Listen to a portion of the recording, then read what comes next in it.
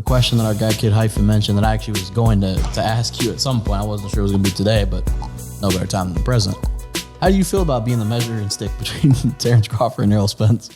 That every conversation, usually, thankfully, they're kind enough to do it when you're not there. And is it a fair measuring stick? Did they both fight the same? Did they both fight Shawn Porter at Shawn Porter Prime? It's not a fair measuring stick because styles make fights. I've had people, especially when I went down there to Dallas, why you ain't fight Terrence the way you fought Errol? You should have fought Terrence the way you fought Errol. You'd beat him. I'm like, I couldn't fight him with the same style, or at least I didn't think that I could fight him with the same style.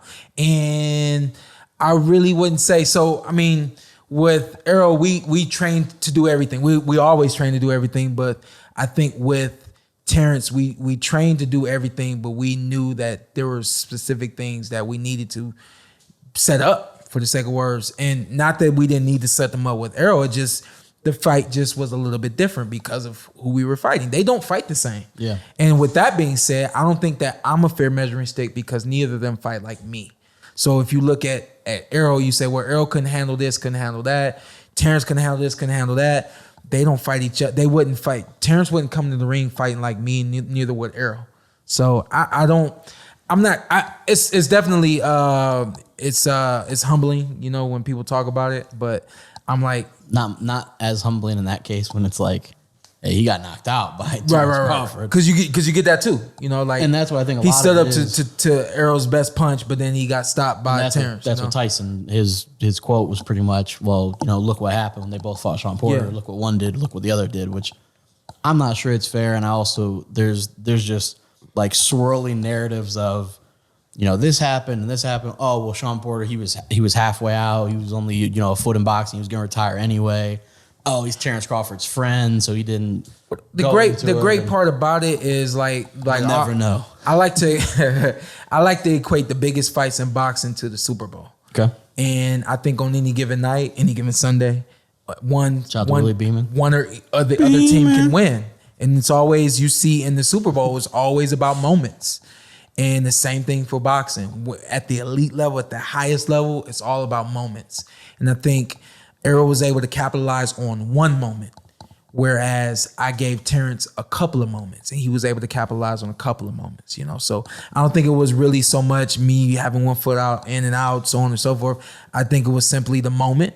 And the moment was just a little smidgen bit greater for Terrence when he went in the moment that it counted. So I guess to summarize, you do not think your performance against both is an indicator of what would happen in that fight? Nope. Just based on result. Well, if you base it on result, no. That's what a lot of it is. It's you can't base it on distance with Errol, he got stopped versus Bud, and then that's elementary school to me. And then your dad gets thrown into the mix. Yeah, God love him. Yeah, that's elementary to me. If you tell me if I'm right or if I'm wrong, but if you look at the fight, you say, well, that guy's gonna stop that guy because that guy stopped him.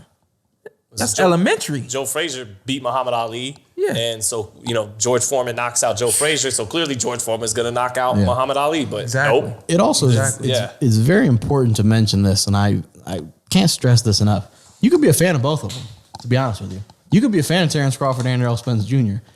And you can predict the fight however you want to, but they're both great fighters. They're the two best welterweights on the planet, two of the best fighters on the planet. It's just very divisive. It's like, oh, well, no. I'm a Terrence Crawford guy, so I can't give Errol any credit. Yeah. And then the Errol Spence fans, I can't give Terrence any credit. They're both great fighters, both great guys.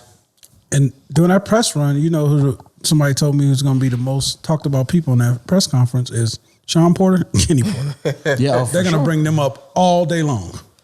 Yeah, I don't think your dad would want to watch much of that, but he just gets, they pepper him throughout that conversation as much as possible. Pepper. Because it's just like, put some Kenny on it. They're like, yeah, we got stopped. Oh, yes, because, you know, Kenny Porter, I'm like, oh, whoa, take it easy.